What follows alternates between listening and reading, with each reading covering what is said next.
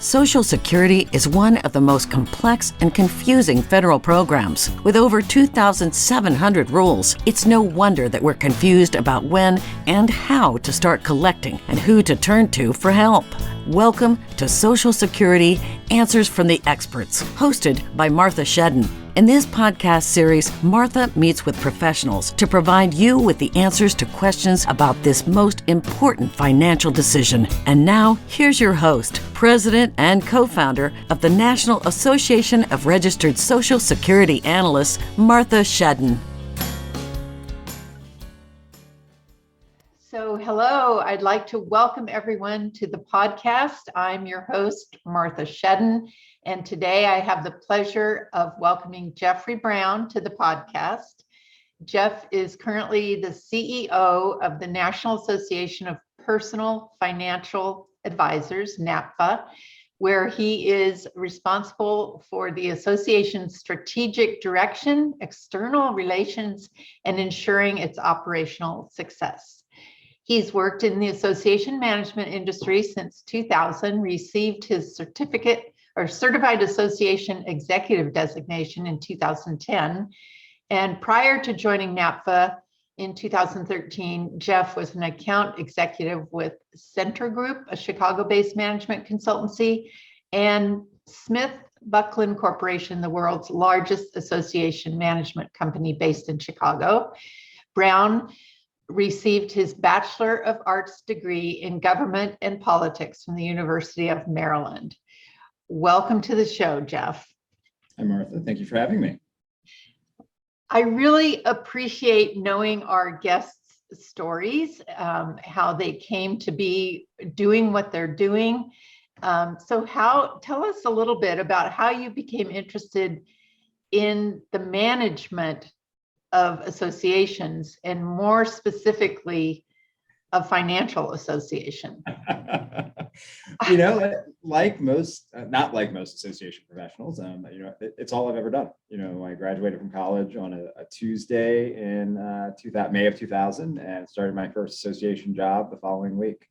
It's just one of those things that going through my college career, I really believed in the power of professional communities to influence the world around us. And so it's just been a great learning opportunity for me to have been fortunate enough to work with so many different types of professional communities. So I've worked with groups in the technology space, everything from large data centers to your iPhone that may have sat on your desk many years ago, to customer marketing groups for HP and Microsoft. And, it was in the summer of 2013, spring of 2013, when an executive search firm contacted me about an opening with NAPFA. And at first, I really wasn't interested. I had a very good job. I was happy. I was on a good career path with that organization. And, I felt like I could be choosy. But one thing that I knew was that my next association job was going to be with an organization that had a really strong professional ethos, a really values-based community of professionals. And so, eventually that recruiter was very persistent. Just meet with some of the members, have a conversation with them. At that point, I didn't know fee only from financial planning, from financial advice. So I was a complete and total novice. I was probably an ideal client for somebody, but I was a complete and total novice.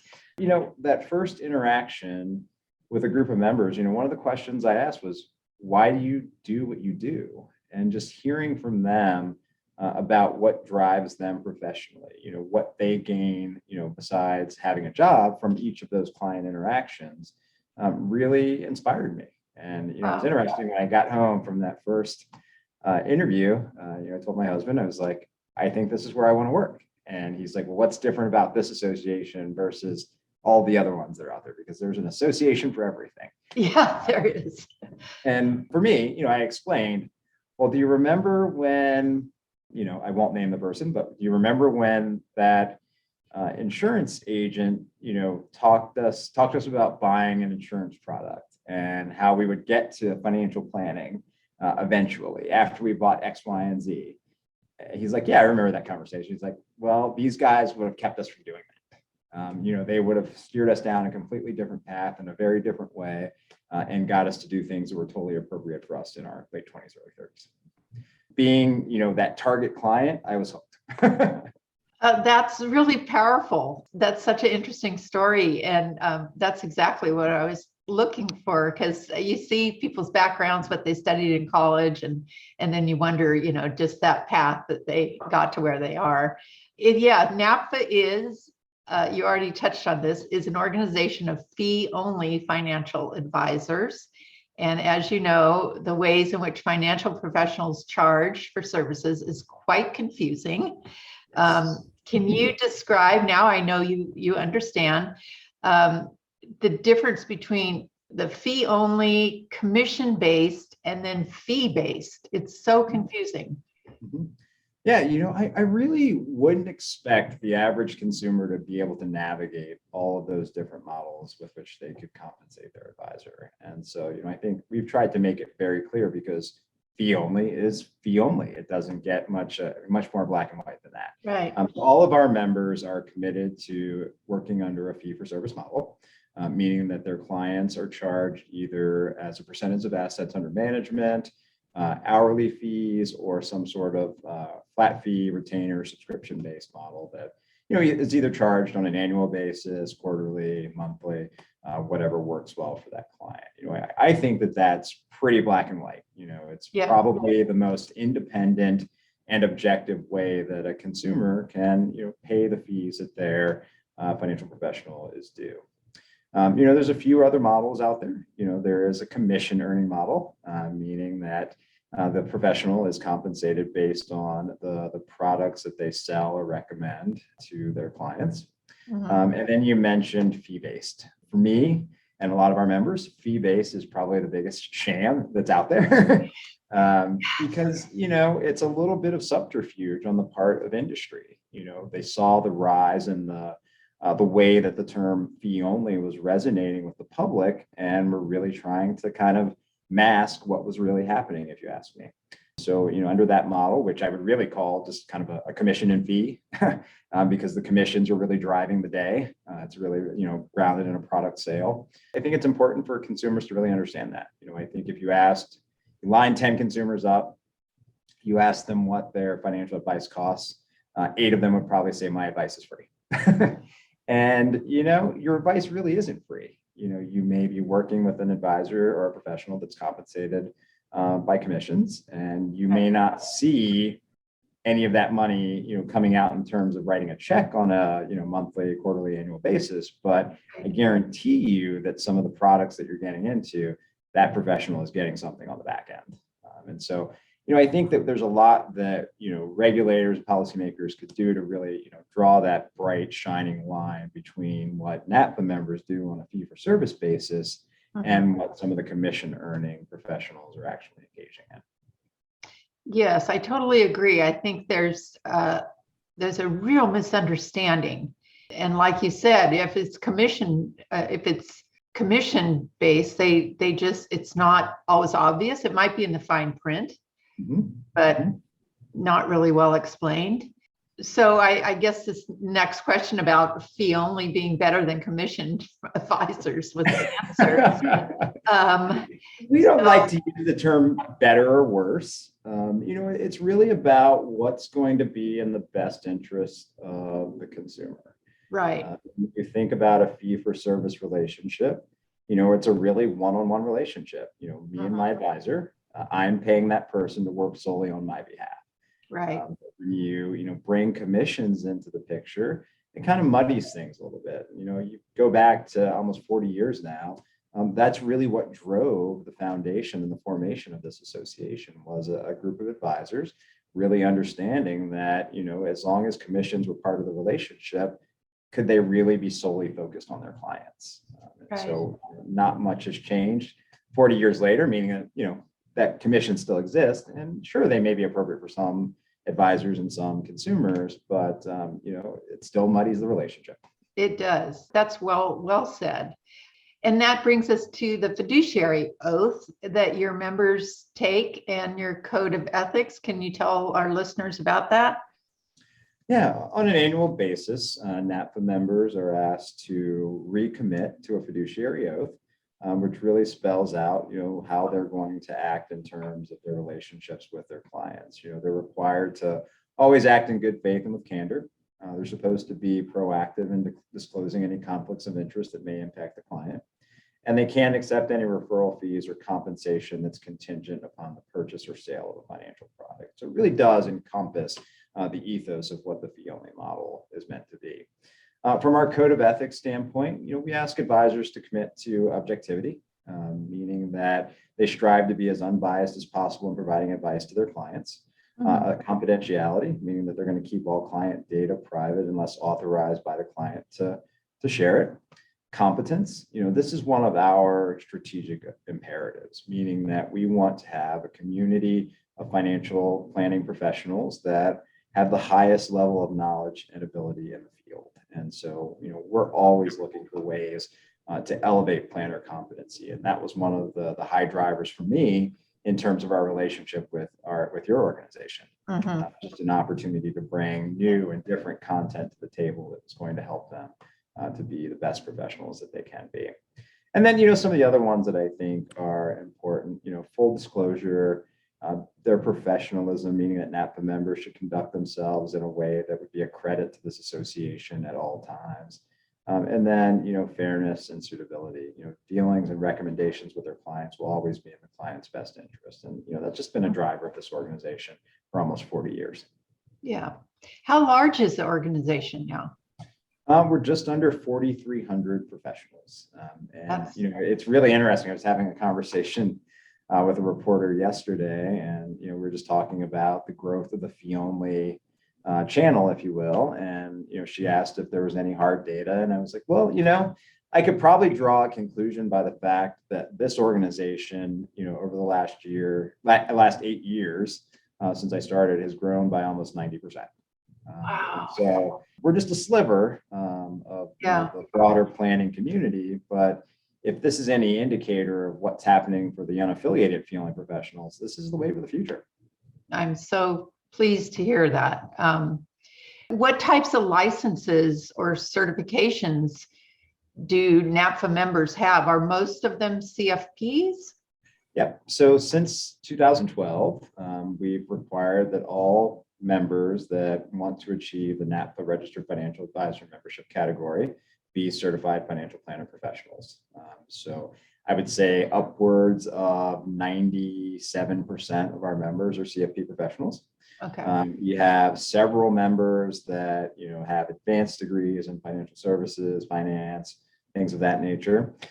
We also have a number of CPAs, CPA PFSs, and then within some of our larger enterprise level firms, we also have members that are CFAs, CIMAs, CPWAs, but the overwhelming designation within the association is the CFP.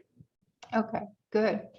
As CEO, you're responsible for NAPFA's strategic direction and external relations to ensure their operational success. What are you looking for in those other relationships that you're setting up with your association? We're really looking to engage with organizations that complement what we're doing and align with where we're heading strategically. So, our most natural partners are, the CFP Board of Standards and the Financial Planning Association, because we are the three main organizations focused solely on financial planning as a profession.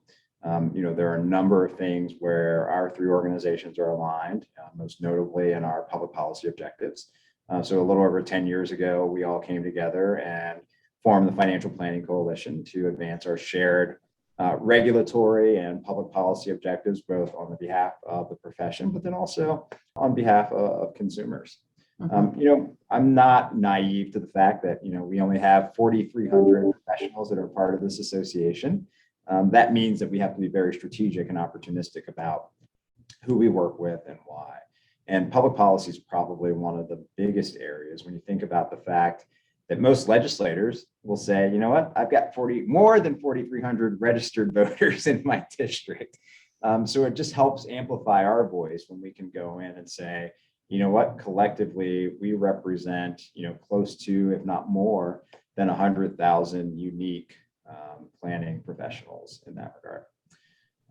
Some of the other organizations that we work with, are ones on the consumer side. So organizations like the Consumer Federation of America, AARP, those organizations are important to us because, they represent the people that our members hope to serve. And so it's very interesting and powerful for us to say, you know what, as an industry organization, we're aligned with consumer groups on issues like fiduciary, elder protection, retirement security, general financial security.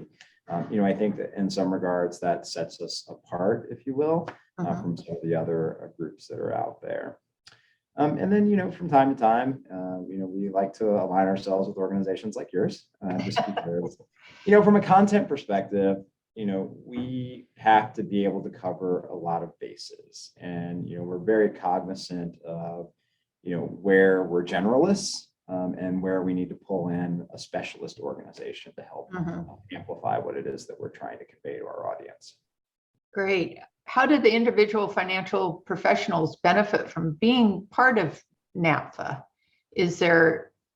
Are there certain things that are required, any particular requirements? Sure.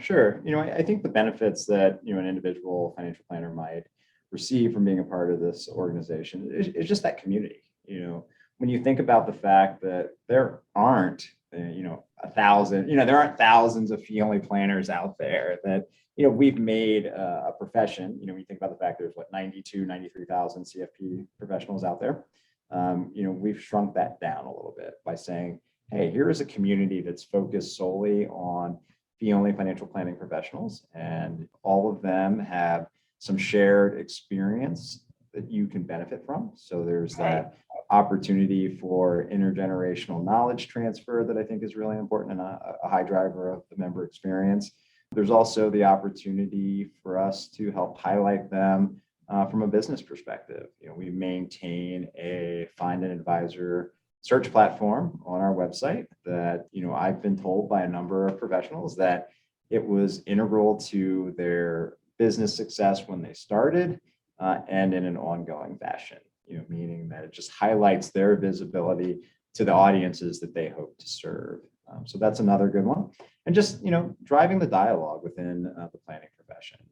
The men and women that started this organization, started a conversation about how you could service your clients in a different manner than what had been done in the past.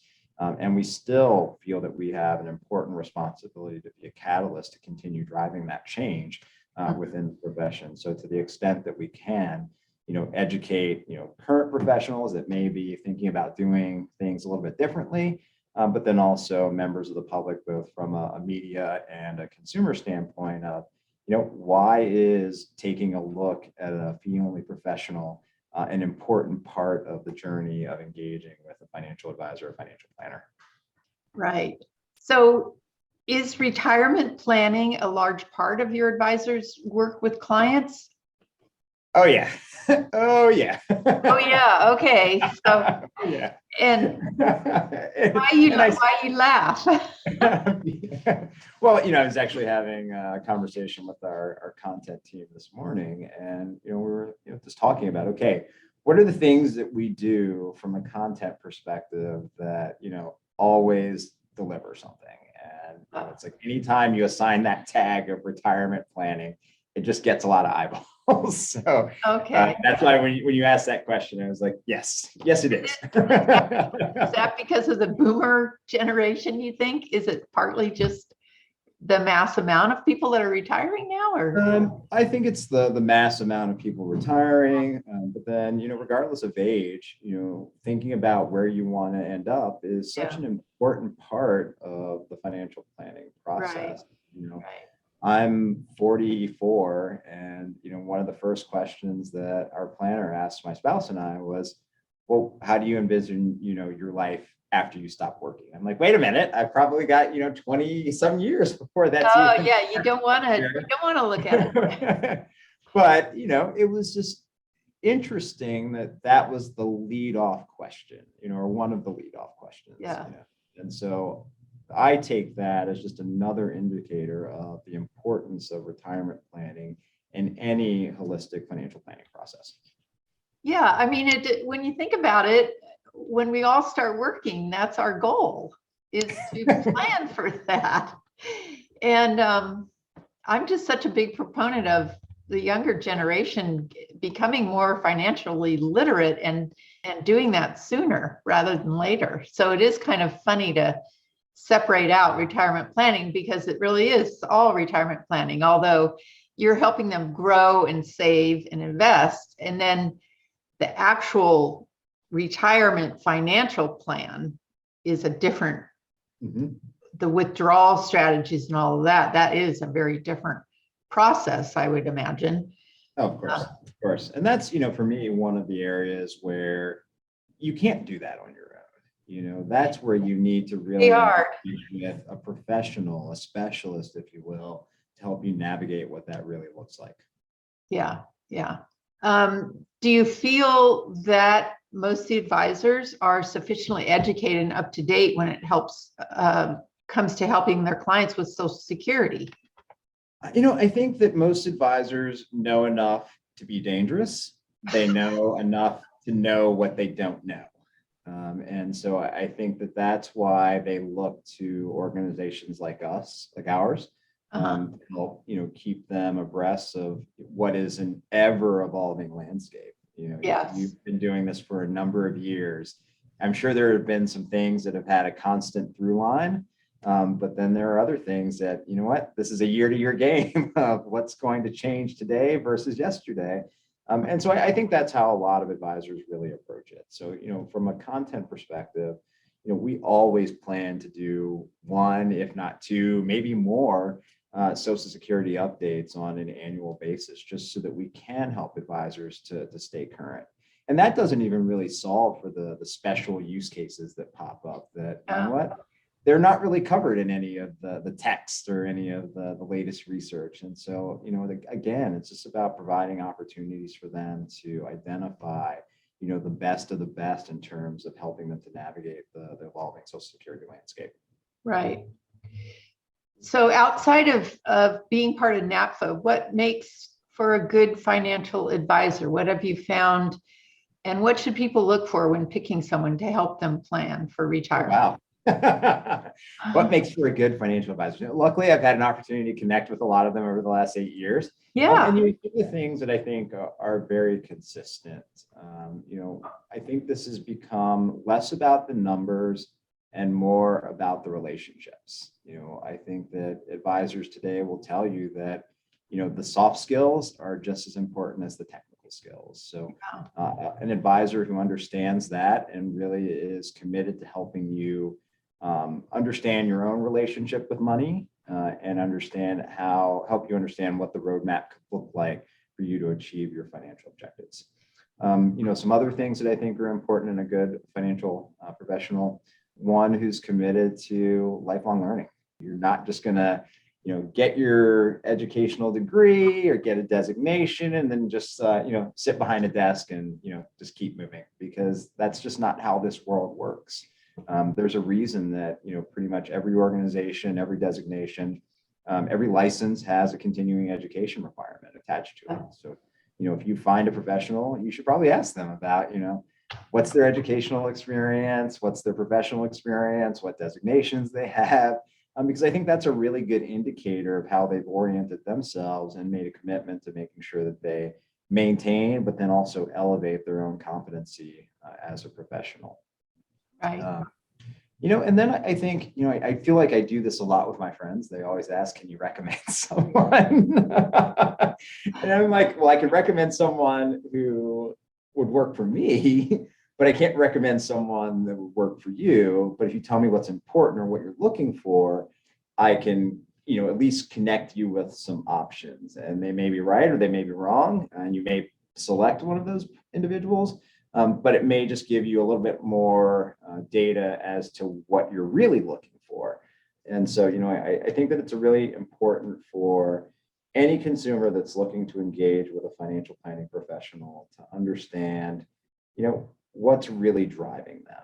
Because, advisors have different niches that they practice in, different types of consumers that they're looking for. A few years ago, I met a planner. I was like, oh my God, you would be so great. I think you would click with my parents in a really meaningful way. And she's like, I don't work with retirees. I was like, oh, wow. Okay. She's like, I take on clients when they're pre-retirement, and I'll keep working with them after they retire, but I don't work with someone who, I won't take on a client who's already retired. And I was like, oh, that's interesting. And then so I started doing a little bit more research, and it's not uncommon. Really? And so that's been one of the things that I think has been really interesting over the last few years. And I think it's even, becoming a little bit more prevalent, just advisors that are focused on particular niches. So I have a couple of friends who recently asked me for recommendations. And luckily, they were like, okay, I'm a nonprofit professional. My spouse is an attorney who is a shareholder in his firm. So we need someone who, and they happen to be a gay couple with a child. So they were really looking for someone that could check as many of those boxes as possible. Yeah, I mean, you mentioned that NAPFA has a data, you can go search on there, but how do consumers interview or find the right person? Is that becoming more commonplace that you like set up an interview with an advisor? Yeah. And I think it's probably a two-way interview in this day and age, meaning that, it's not just the potential client that's interviewing potential advisors, it's, both ways. So within our search platform, it's primarily geography based, which is becoming less and less relevant as the pandemic showed us that, you can work with an advisor that doesn't have to be in your town. And in fact, I think there's a lot of people over the last 2 years that have started planning and advisory engagements and relationships that may never share the same physical space. Right. Which I think is a wonderful repercussion of the pandemic. Yeah. It's great. It's great. It means that, more people will have access to financial planning, which is always something that we look for as an organization. But it also means that we need to, kind of change how we do business if you're running an advisory firm. But on our site, you can search for an advisor. But then, if you live in, say, Chicago or New York, you can think about the number of results that you're going to get back.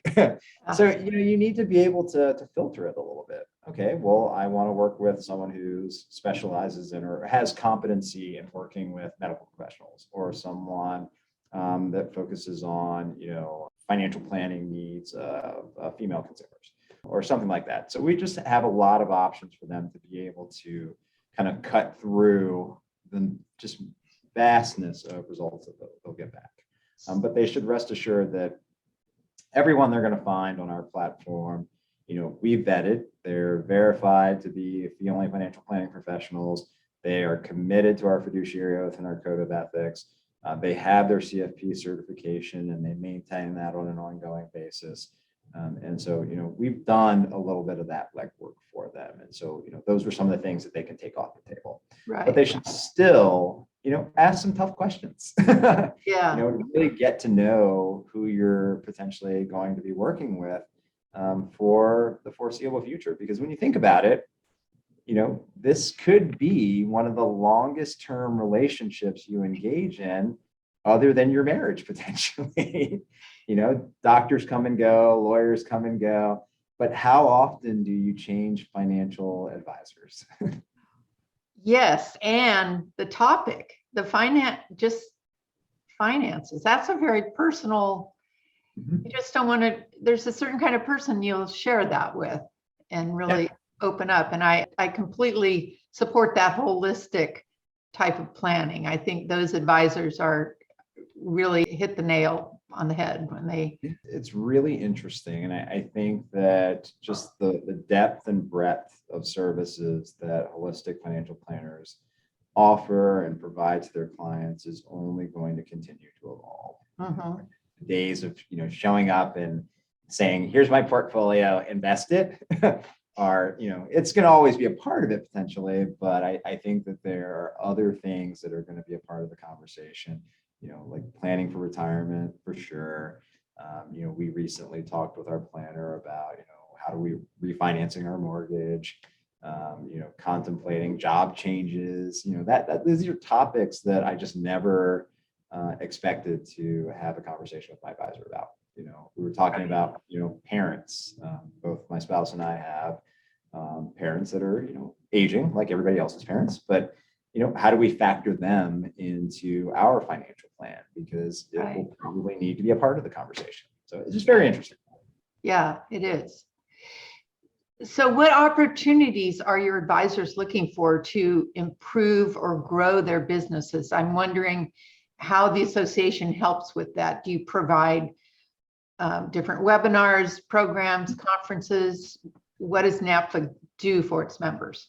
Sure. So we have a full slate of in-person events coming back, fingers crossed. Oh, good. We pre-pandemic, we did 2 in-person conferences each year, with a variety of educational sessions for them to, learn about not only the things that have been, historically tried and true topics, but the things that we feel like are on the horizon, if you will, meaning that we try to advance content that is going to drive a dialogue that may not already be occurring within the field. So that's just something that they can expect. We do a full complement of virtual learning. I think most members can expect, 4 to 8 virtual learning sessions from the association on a monthly basis, depending on where we are in the time of the year. And those will touch on a variety of topics. Some of them will just be purely technical in nature, meaning focused on topics like Social Security or, new developments in, say, the SEC's regulatory agenda. So we have a program coming up next week. Next week about that. So that's, if I were an advisor on an annual basis, I would love to know what one of my regulators could be thinking about, what's important for them. But then, we also do programs to help them, be better business owners, if you will, because when you think about it, all of our members are, most of our members are small to medium-sized business owners. And, you have to kind of have that in the back of your mind.